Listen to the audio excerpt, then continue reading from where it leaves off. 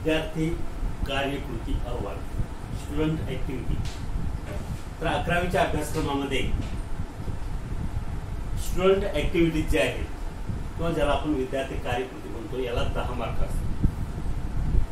त्याचबरोबर अंतर्गत मूल्यमापनामध्ये या 10 मार्कांबरोबरच 20 मार्क औद्योगिक भेटीला असतात आणि 10 मार्क तोंडी परीक्षेला असतात। असे 40 मार्कांची अंतर्गत मार्कांची विभागणी असते। तर 10 मार्कांसाठी ज्या विद्यार्थी कार्यकृती अहवाल बनवायचे विद्यार्थ्यांनी त्यासाठी एक स्वतंत्र तुम्हाला नोटबुक बनवावी लागेल किंवा स्वतंत्र फाईल तयार करावी लागते आणि त्या फाईलमध्ये तुम्ही ज्या काय ऍक्टिव्हिटी करणार आहे ते तुम्हाला तुमचे शिक्षक सांगतील कोणती ऍक्टिव्हिटी करायची। तर ह्या वर्षभरामध्ये 10 ऍक्टिव्हिटी करायच्या आणि त्याला मग त्या फाईलला 10 मार्क असतात। तर या ऍक्टिव्हिटी विषयी काही आपण निवडक ऍक्टिव्हिटी घेणार आहे। तर त्या ऍक्टिव्हिटीज कशा करायच्या, ऍक्टिव्हिटी रिपोर्ट कसा बनवायचा किंवा विद्यार्थी कार्यकृती अहवाल कसा बनवायचा या ठिकाणी आपण नमुन्यादाखल काही पाहणार आहे। तर पहिला विद्यार्थी कार्यकृती अहवाल या ठिकाणी आपण पाहणार आहे की दुसरे एक महत्वाचं लक्षात ठेवा की या ज्या कार्यकृती आहेत ह्या तुमच्या अभ्यासक्रमावरती आधारितच आहे। म्हणजे जनरल फाउंडेशन कोर्स हा जो विषय आहे यामध्ये जे टॉपिक तुम्हाला शिकवले जातील त्याच्या आधारित ह्या कार्यकृती दिल्या जातात। तर या ठिकाणी पहिली कार्यकृती आपण पाहू की प्रत्येक विद्यार्थ्यामध्ये स्वतःमधील असलेली शक्तिस्थाने आणि कमतरता यांची यादी तयार करा। प्रत्येक व्यक्तीमध्ये प्रत्येक विद्यार्थ्यामध्ये काही ना काही शक्तिस्थाने असतात की जी त्यांची जमेची बाजू असते। तर त्यांच्यामध्ये काही कमतरता असतात, उणिवा असतात, त्या त्यांना वारंवार भेडसावं लागतात। तर ही प्रत्येक विद्यार्थ्याने आपल्यामध्ये असलेली कमतरता कोणत्या आहेत आणि आपल्यामध्ये असलेली शक्तिस्थाने कोणत्या आहेत ते शक्तिस्थानांची एक यादी बनवायची आणि कमतरतांची एक यादी बनवायची।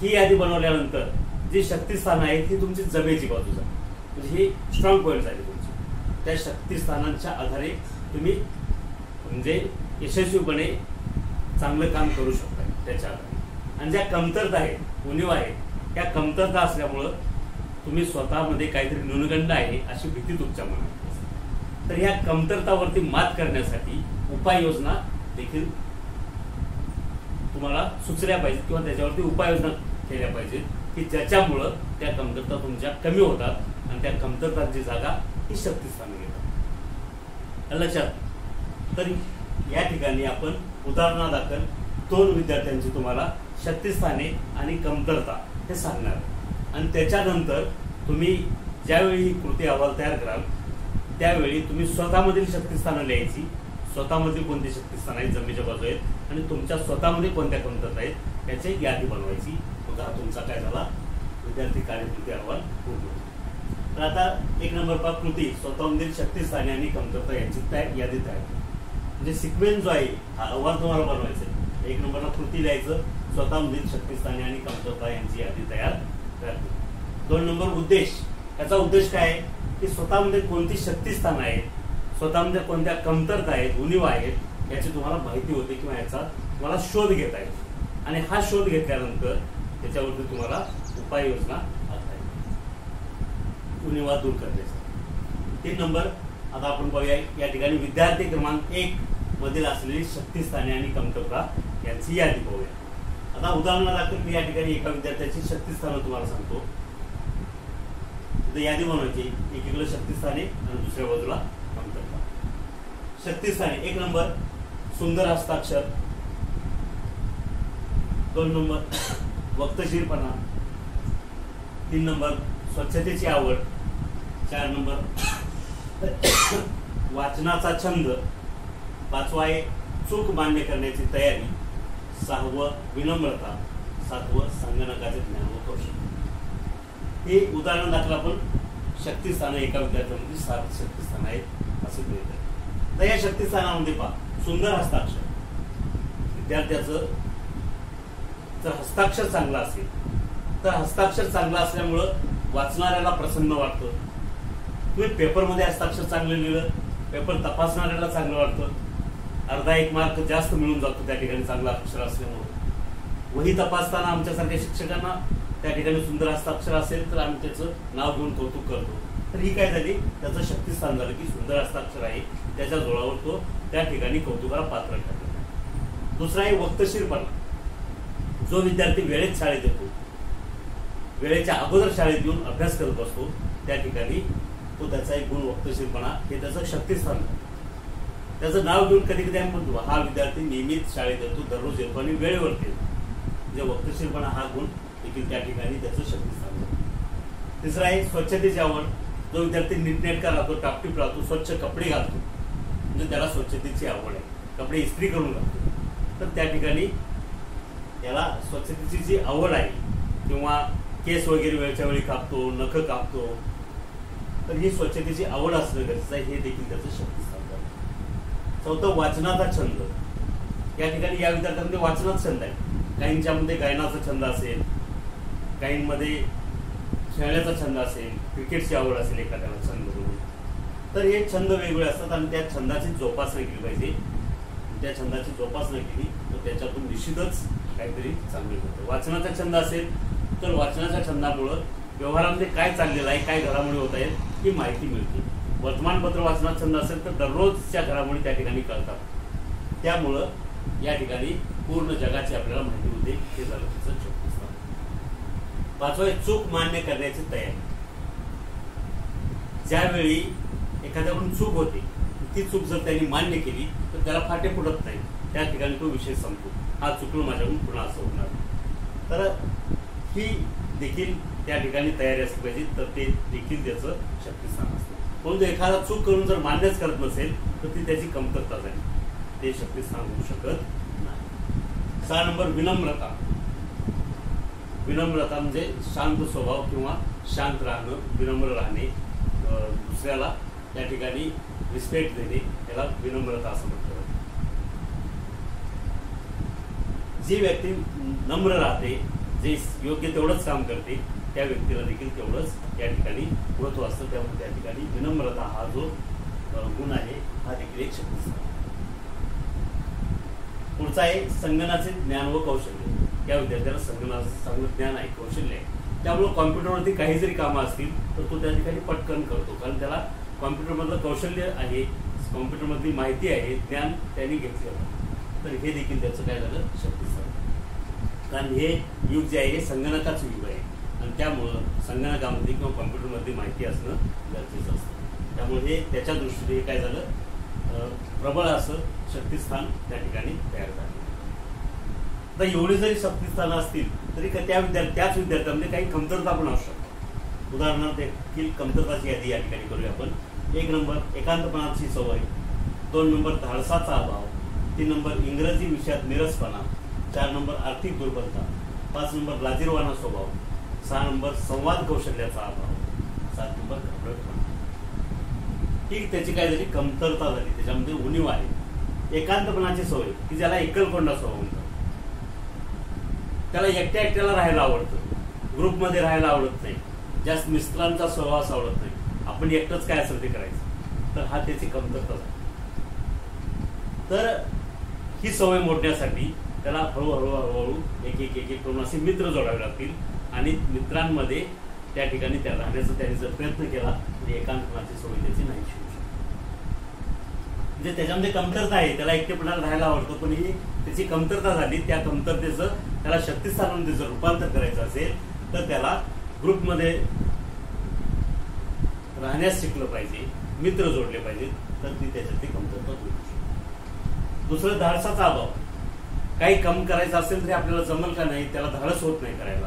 आपलं चुकलं तर काय असं त्याला भीती वाटते, त्याला धाडसाचा अभाव. पण इतर मित्र जर त्याचे करत असतील तर यांनी पण जर प्रयत्न केला तर त्याच्यामध्ये धाडस निर्माण. आपण जर व्यवसाय करायचा आणि त्या व्यवसायात तोटा झाला तर काय करायचं असं त्याला अगोदरच भीती वाटते. परंतु तुम्ही व्यवसाय करण्याचं धाडस केल्याशिवाय पुढे काय होते समजणार नाही. त्यामुळे धाडस करण्याचा प्रयत्न करा. धाडसाचा जर अभाव असेल तर इतर तज्ञांची मदत घेऊन धाडसी प्रवृत्ती कशा पद्धतीने निर्माण होईल, धाडसी निर्णय कसे घेता येतील हे ते प्रशिक्षणाने शिकलं पाहिजे. प्रशिक्षण घेऊन ते आपल्याला तशा प्रकारचे गुण अवगत करता येऊ शकतात, तर मग धाडस निर्माण होऊ शकतं आणि ही जी उणीव आहे ही कमी होऊ शकते. तिसरं, इंग्रजी विषयात निरसपणा. आपल्याला इंग्रजी जमणार नाही ही मनामध्ये भीती असते. त्यामुळे इंग्रजी विषयात काय होतं, मार्क कमी मिळतात, इंग्रजी नीट लिहिता येत नाही, इंग्रजी नीट बोलता येत नाही, ही त्याची कमतरता झाली. त्यासाठी तुम्ही इंग्रजीचे विशेष क्लासेस जे असतात ते लावले पाहिजे. पटापट इंग्रजी बोला अशा प्रकारचे काही क्लासेस आहेत, डिक्शनरी आहेत, व्याकरण दृष्ट्या इंग्रजी कशा पद्धतीने नीटनेटकं वाक्य तयार करता येईल, त्यानुसार आपल्याला इंग्रजी कसं बोलता येईल अशा पद्धतीची पुस्तकं आहेत. तर त्यांचा तुम्ही अभ्यास केला, क्लासेस लावा, त्या ठिकाणी इंग्रजी विषयाची निरसता आहे ही दूर करता येईल. त्या ठिकाणी तुमची जी कमतरता आहे हे कमतरतेचं स्थान शक्तिस्थान घेऊ शकतो. पुढचा आहे आर्थिक दुर्बलता. आपल्याला पैसा नाही, त्यामुळं आपण व्यवहारामध्ये बाकीच्यांच्या तुलनेमध्ये कमी पडतोय. बाकीचे मुलं जी आहेत ती श्रीमंताचे, आपल्याकडे तेवढा पैसा नाही, आपण गरीब आहे, ही आपल्यामध्ये आर्थिक दुर्बलता असते, ही झाली कमतरता. परंतु त्याच्यावरती मात करण्यासाठी आपण काहीतरी व्यवसाय केला पाहिजे, आपण काहीतरी रोजगार केला पाहिजे, आपण काहीतरी उद्योग केला पाहिजे. हे जेव्हा तुमच्या मनामध्ये येईल तेव्हा तुम्ही आर्थिक सक्षम व्हाल आणि इतरांच्या बरोबरीने देखील येऊ शकताय. तर ती आर्थिक दुर्बलतेवरती मात करता येऊ शकते, जी तुमच्यातली कमतरता नष्ट होऊन त्याची जागा शक्तिस्थानात होऊ शकते. पुढचा एक लाजिरवाणा स्वभाव. काही मुलं लाजाळू असतात, ही त्यांच्यामध्ये कमतरता झाली. परंतु कालांतराने हा स्वभाव आपल्याला बदलला गेला पाहिजे आणि हा स्वभाव जर बदलला नाही तर तुम्ही जीवनात यशस्वी होऊ शकत नाही. तर लाजिरवाणा स्वभाव नष्ट करण्यासाठी तुम्ही इतर मित्रांशी त्या ठिकाणी मिक्सअप झालं पाहिजे, ग्रुपमध्ये राहिलं पाहिजे, तर हा लाजिरवाणा स्वभाव तुमचा निघून जाईल. संवाद कौशल्याचा अभाव. एकमेकाशी संवाद साधणं ही एक कला असते आणि हे प्रत्येकाला शक्य नसते. तर संवाद कौशल्याचा अभाव असणं विद्यार्थ्यांमध्ये किंवा व्यक्तीमध्ये ही त्याची कमतरता झाली.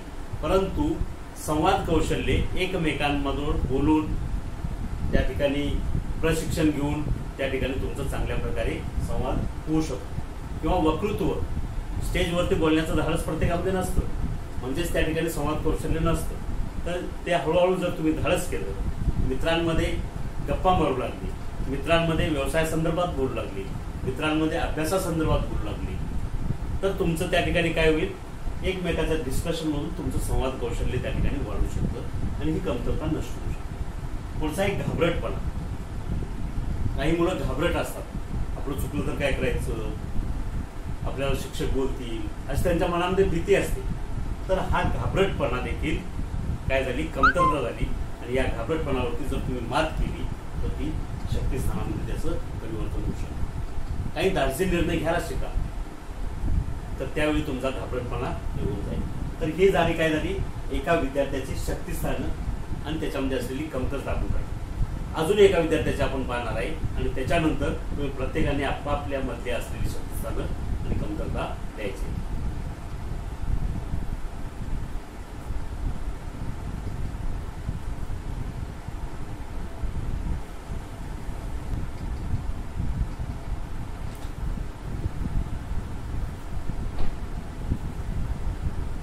आता दुसऱ्या एका विद्यार्थ्यामधील उदाहरणादाखल आपण शक्तिस्थाने आणि कमतरता यांची येते. अगोदर पहिला विद्यार्थी पाहिला आपण, त्याच्यातील शक्तिस्थान आणि कमतरता काय. तर विद्यार्थी क्रमांक 2 मधील शक्तिस्थाने आणि कमतरता यांची यादी. शक्तिस्थाने पहा.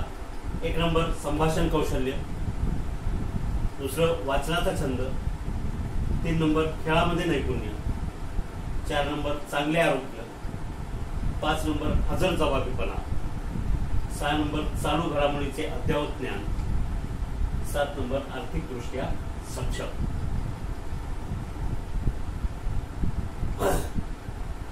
आता शक्तिस्थानामध्ये पहा, संभाषण कौशल्य.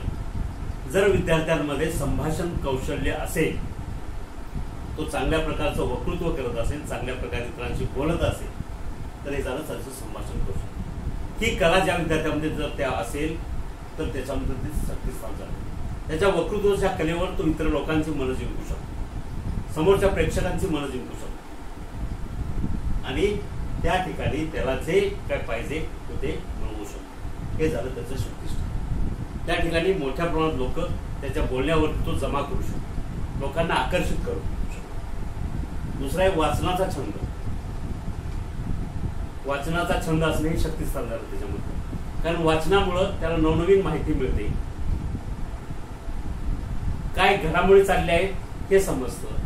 वर्तमानपत्राच्या वाचनामुळं देशातील जगभरातील घडामोडी समजतात. तिसरा एक खेळामध्ये नैपुण्य. खेळाची आवड असेल आणि त्याच्यामध्ये चांगल्या प्रकारचं त्याचं जर कौशल्य असेल तर तो जिल्हा पातळी, राज्य पातळी, राष्ट्रीय, आंतरराष्ट्रीय स्तरावरती खेळून त्या ठिकाणी त्याचा नावलौकिक होऊ शकतो. त्याची बातमी, फोटो वर्तमानपत्रात झळकू शकते, टीव्हीवरती तो येऊ शकतो आणि अशा पद्धतीनं तो नावावर पडायचो. हे त्याचं काय झालं, एक खेळामधलं जे नैपुण्य आहे त्याचं शक्तिस्थान.